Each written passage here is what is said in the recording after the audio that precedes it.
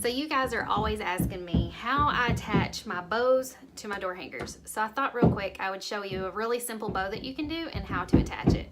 I just finished painting this cute little flower jar door hanger, and if you want to paint one too, the template and the blank is available in my shop.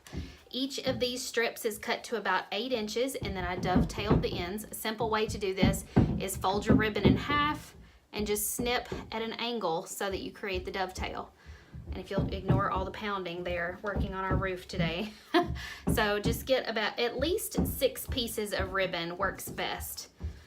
And I like to do 6 different pieces of ribbon. And then you just keep crisscrossing them. I like to pinch them as I pick them up and just keep layering them on top of one another, going different directions as much as possible. You can always fan them out and reposition them after you've got them all tied together.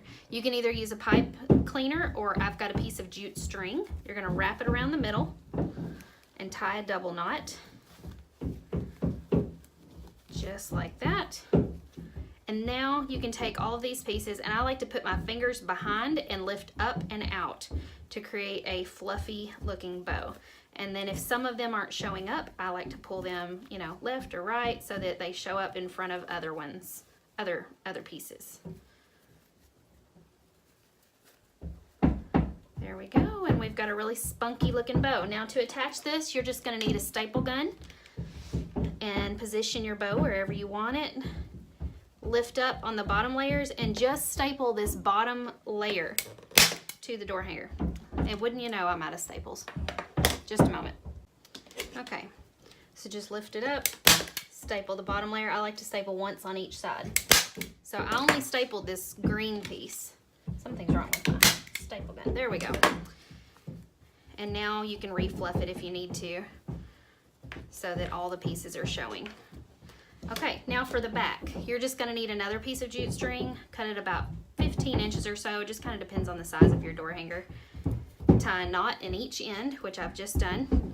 Flip your door hanger over. And the best way to find out where to hang it is to kind of pick your door hanger up and like hold it up like this and figure out where is the middle, or where is the level balance.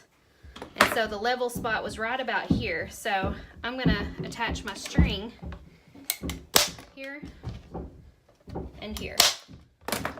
There we go. It's all finished. It's upside down for you guys, I suppose.